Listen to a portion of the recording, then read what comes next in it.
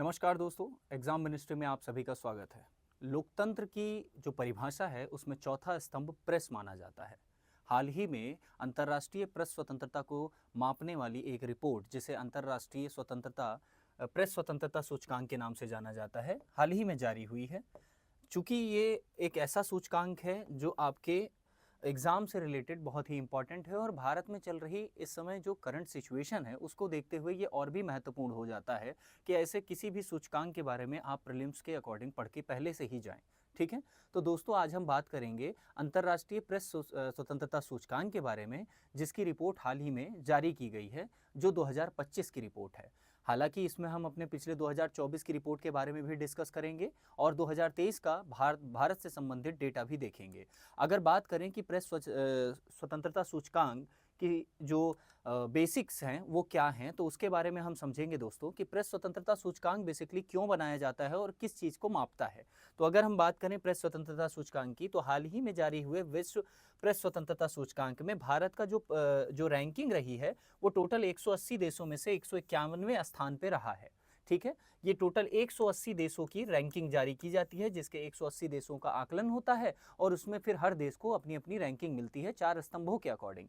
ठीक है, फिर अगर हम बात करें कि ज्ञातव्य हो कि 2023 और 2024 में भारत की जो रैंकिंग थी वो क्रमशः 161 और 159 रही है। यानी कि अगर हम इस डेटा को देखें तो हमें ये साफ पता चल रहा है कि भारत की जो स्थिति रही है इस सूचकांक में वो गत वर्षों से इस वर्ष काफ़ी अच्छी रही है और भारत ने अपनी प्रेस की स्वतंत्रता को लेकर के अच्छे कदम उठाए हैं। ठीक है दोस्तों, आगे अगर हम बढ़ें और हम बात करें कि प्रेस स्वतंत्रता सूचकांक में स्टार्टिंग के यानी कि क्रमशः 1, 2 और 3 नंबर पर कौन से देश हैं, तो उसमें आपको नॉर्वे और एस्टोनिया और नीदरलैंड, यानी कि इनके जो है सूचकांक में जो रैंकिंग है वो फर्स्ट, सेकंड और थर्ड रही है। इसी के साथ अगर हम बात करें कि 180वें स्थान पर कौन सा देश रहा है, तो वो देश रहा है एरिट्रिया, जो सबसे निचले पायदान पर, यानी कि इसकी रैंकिंग 180 रही है, जो ये दर्शाती है कि यहाँ प्रेस को लेकर के जो स्वतंत्रता है वो काफ़ी ज़्यादा बाधित है और कंडीशंस काफ़ी क्रिटिकल है। ठीक है दोस्तों, इसके साथ अगर हम बात करें कि जो आपकी जो सूचकांक है ये किसके द्वारा जारी किया जाता है, तो इसे जारी किया जाता है आरएसएफ के द्वारा।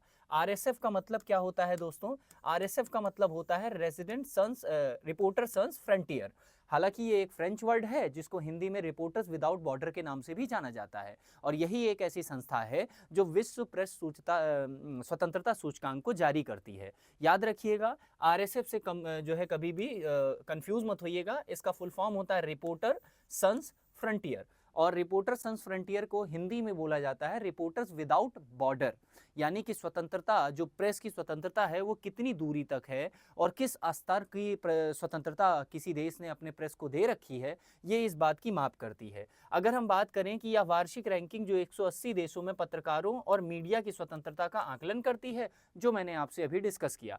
हालांकि पत्रकार, समाचार संगठनों और इंटरनेट उपयोगकर्ताओं की स्वतंत्रता को यह मापता है। इसी के साथ साथ सरकार प्रेस स्वतंत्रता के सम्मान को कितना जो है वैल्यू देती है, यह इसको भी दर्शाता है। इसके साथ साथ दोस्तों अगर हम बात करें कि आरएसएफ है क्या, तो आरएसएफ के बारे में जान लेते हैं कि आरएसएफ कौन सी संस्था है और आरएसएफ करती क्या है। तो आपने अभी देख लिया कि रिपोर्टर सन्स फ्रंटियर के नाम से जो संस्था है, इसके बारे में थोड़ा सा समझते हैं। रिपोर्टर विदाउट बॉर्डर, जो कि मैंने आपको बताया, ध्यान रखिएगा, हिंदी में हम इस रिपोर्ट के बारे में ऐसे लिखते हैं और अगर हमें आरएसएफ का जो फुल फॉर्म है वो अगर जानना है तो आप कह सकते हैं कि रिपोर्टर सन्स फ्रंटियर द्वारा प्रकाशित की जाती है। आरएसएफ एक गैर सरकारी संगठन है या फ्रांस में स्थित है और वर्ष 2002 से ये अपनी रिपोर्ट जो है वो जारी करता रहा है। यानी कि 2002 से इसकी रिपोर्टें हर साल वार्षिक तौर पर आती हैं, जो विभिन्न 180 देशों की रैंकिंग को बताती हैं कि किस देश में स्वतंत्रता को लेकर के कितने पैमाने और कितनी छूट मिली हुई है। हालांकि अगर हम बात करें कि इस वर्ष की जो चिंताएं रही हैं इस रिपोर्ट को लेकर के, तो इस रिपोर्ट में साफ साफ ये बताया गया है कि इस सूचकांक में आर्थिक कमजोरी जो रही है वो एक प्रमुख खतरा बना हुआ है रिपोर्टिंग को लेकर के। आर्थिक कमजोरी का तात्पर्य क्या है दोस्तों? आर्थिक कमजोरी का तात्पर्य ये है कि जो भी मीडिया हाउसेस हैं इनका जो प्राइवेटाइजेशन है, बड़ी बड़े घराने हैं, बड़े बड़े जो उद्योगपति हैं, जब उनके द्वारा किसी भी मीडिया चीज़ का या जो है इस तरह की किसी भी संस्था का अधिग्रहण कर लिया जाता है, तो ये कहा जाता है कि अक्सर ये पाया भी गया है कि सरकार का बड़े बड़े औद्योगिक घरानों के साथ जिस तरह का संबंध होता है उसी के अनुसार जो है रिपोर्टिंग भी होगी। तो आर्थिक चिंता को इस बार की इस पूरी रिपोर्ट का सबसे ज़्यादा एक कह सकते हैं आपकी प्रमुख खतरा बताया जा रहा है। इसके साथ साथ इंडेक्स के इतिहास में पहली बार ऐसा हो रहा है जब पहली बार इसकी पूरी स्थिति को कैटेगराइज करके ये कहा जा रहा है कि इस बार की जो इंडेक्स है वो काफ़ी कठिन स्थिति में रही है। इसका कारण है वैश्विक पटल पर होने वाले युद्ध और वैश्विक पटल पर होने वाली डेवलपमेंट, या यूं कहें कि जो अंतर्राष्ट्रीय स्तर पर आप देख रहे हैं कि ट्रंप की टैरिफ वॉर है, वहीं अगर आप देखें रशिया और यूक्रेन की वॉर है, वहीं अगर आप देखें इजराइल हमास और हूती रेबल्स की,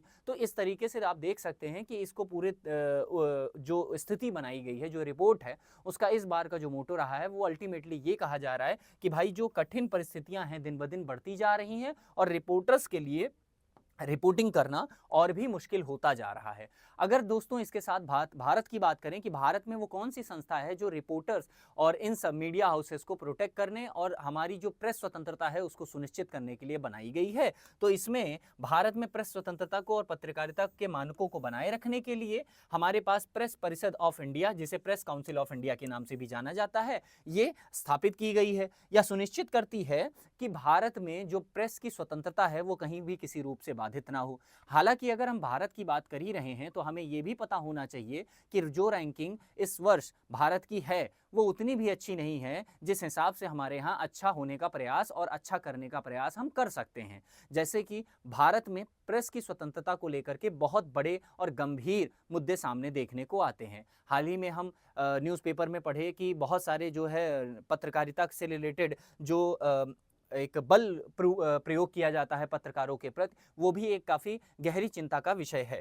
इसके साथ ही साथ दोस्तों इस पूरे वीडियो में जो हमने पढ़ा, अब उस पर एक प्रश्न कर लेते हैं, और प्रश्न है हमारा, विश्व प्रेस स्वतंत्रता सूचकांक 2025 के अनुसार निम्नलिखित में से कौन सा देश दक्षिण एशिया में प्रेस स्वतंत्रता के मामले में सबसे बेहतर रैंकिंग पर है? इस प्रश्न को हल करने से पहले मैं आपको बता दूं, हमने अपने टेलीग्राम ग्रुप में विश्व प्रेस स्वतंत्रता सूचकांक की जो सूची है 180 देशों की, उनको हमने टेलीग्राम ग्रुप में दे दिया है। आप अगर चाहते हैं इस प्रश्न का उत्तर देना तो आप पहले वो जा करके पढ़ सकते हैं, और अगर आपको पता है तो कमेंट सेक्शन में आप हमें ये उत्तर दे सकते हैं कि भारत है या पाकिस्तान, नेपाल या भूटान। दोस्तों इस वीडियो में आपको ये चीज़ बताने की बहुत जो है वो रही है कि आप जो आए दिन सूचकांक आपके सामने आ रहे हैं उससे संबंधित आप चीज़ों को पढ़ें, चीज़ों को समझें, क्योंकि सूचकांक बहुत ही महत्वपूर्ण हो जाते हैं। इस वीडियो में सिर्फ इतना ही दोस्तों, मिलते हैं अगली वाली वीडियो में। आप सभी तब तक आप सभी अपनी तैयारी करिए और अपना ख्याल रखिए। Thank you so much for watching the video. God bless you all.